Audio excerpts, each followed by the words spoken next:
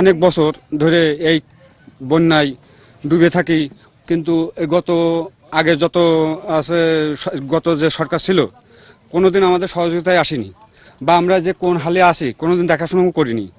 আজ অনেক বছর পরে, প্রায় 20 বছর পরে আমরা এই সর্বপ্রথম বিএনপির তরফ থেকে এই ত্রাণ পেলাম। আমরা দু একদিন আগে শুনতে পেরেছি যে এই অঞ্চলে অতিবৃষ্টিতে কিছু এলাকা প্লাবিত হয়ে গেছে, মানুষ মানবেতর জীবনযাপন করছে।